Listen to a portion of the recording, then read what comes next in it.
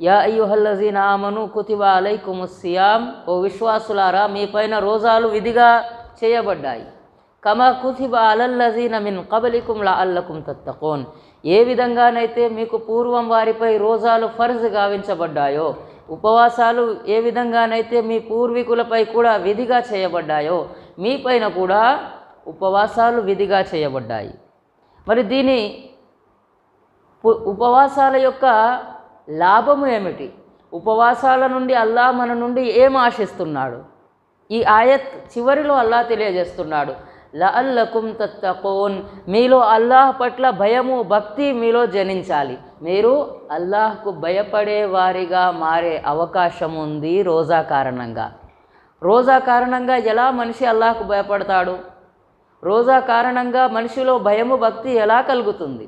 రోజా ఎలాంటి ఆచరణ అంటే, మనిషి ఏకాంతంలో ఉన్న, మనిషి నలుగురి మధ్యలో ఉన్న, మనిషి తన ఇంట్లో ఉన్న, మనిషి బయట బజార్లో లేదా మస్జిద్లో లేదా అతను వ్యవసాయము వ్యాపారము చేసేటటువంటి ప్రదేశాల్లో ఉన్న, మనిషి తన స్వదేశంలో ఉన్నా లేదా అతను విదేశంలో ఉన్నా కూడా అల్లాహ్ కొరకు రోజా పాటించేటటువంటి వ్యక్తి అల్లాహ్ నన్ను చూస్తున్నాడు అనే భయం కారణంగా ఉదయం నుండి సాయంత్రం వరకు ఎలాంటి ఆహార మరియు పానీయాలను కానీ స్వీకరించడు.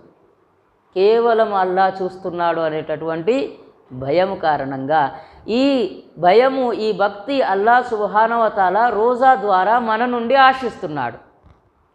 ఏ విధంగానైతే రోజాలో మీరు ఉదయం నుండి సాయంత్రం వరకు అనేక చెడులకు అనేక పాపాలకు అనేక తప్పులకు దూరంగా ఉంటారో, అల్లాహ్ కొరకు హలాల్ ధర్మసమ్మతం చేయబడినటువంటి ఆహార పానీయాలకు మీరు దూరంగా ఉంటారో, అదేవిధంగా రంజాన్ అయిపోయిన తర్వాత కూడా అల్లాహ్ నిషేధించినటువంటి కొన్ని వస్తువులకు మీరు దూరంగా ఉండడం అలవాటు చేసుకోండి.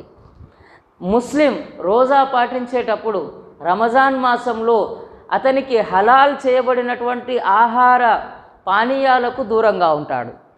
నీళ్ళు తాగేటటువంటి వస్తువే, కానీ రోజా సమయంలో వాటికి దూరంగా ఉంటాడు, వాటిని సేవించడు మనిషి. అన్నము ఇతరత్ర పండ్లు ఫలాలు అవి కూడా హలాల్ వస్తువులే, కానీ మనిషి తినకుండా ఉంటాడు. నెల రోజుల పాటు హలాల్ వస్తువులకు దూరంగా ఉన్నటువంటి ఈ వ్యక్తి, ఈ దాసుడు రంజాన్ అనంతరము అతని జీవితకాలం పాటు హరాం వస్తువుల నుండి దూరంగా ఉండాలి. ఈ అలవాటు రంజాన్ మనకు నేర్పుతుంది. రంజాన్లో హలాల్ గావించినటువంటి మంచి నీళ్ళే మనిషి తాగనప్పుడు, రంజాన్ తర్వాత అల్లాహ్ హలాల్ చేసిన ప్రతి వస్తువును తింటూ తాగుతూ అల్లాహ్ హరాం చేసినటువంటి కొన్ని వస్తువులకు దూరం ఉండడం అలవాటు చేసుకోవాలి. ఉదాహరణకు రంజాన్ తర్వాత ఉదయం నుండి సాయంత్రం దాకా తినవచ్చు తాగవచ్చు, అవునా కదా? కానీ అల్లాహ్ హరాం చేసినటువంటి మద్యము తదితర హరాం వస్తువుల నుండి తనని తాను కాపాడుకోవాలి. రంజాన్లో ఏ విధంగానైతే హలాల్ వస్తువునే అతను దూరంగా పెట్టాడో, రంజాన్ అనంతరము హరాం వస్తువుని ఇంకా తేలిగ్గా దూరం పెట్టగలడు మనిషి తలుచుకుంటే. కానీ రంజాన్లో పచ్చి మంచినీళ్ళు కూడా ముట్టను అని సంకల్పించుకొని ఉపవాస వ్రతం పాటించిన ఈ వ్యక్తి రంజాన్ అయిపోయిన తర్వాత హరాం వస్తువుల్ని కూడా స్వీకరిస్తాడు. అప్పుడు రంజాన్లో అతన్ని హలాల్ వస్తువుల నుండి కూడా దూరం ఉంచినటువంటి విషయం ఏమిటి? రోజా, అల్లాహ్ యొక్క భయము, అల్లాహ్ కొరకు రోజా పాటిస్తున్నా అనేటటువంటి అతని భయము భక్తి, అవునా కదా? రంజాన్ తర్వాత అతను మద్యాన్ని కూడా సేవించడానికి వెనుకాడడం లేదంటే దానికి కారణం ఏమిటి? రంజాన్లో ఉన్నటువంటి అతని విశ్వాసము, రంజాన్లో ఉన్నటువంటి అతని సంకల్పము రంజాన్ తర్వాత లేదు అని అర్థమవుతుంది కదా సోదరులారా?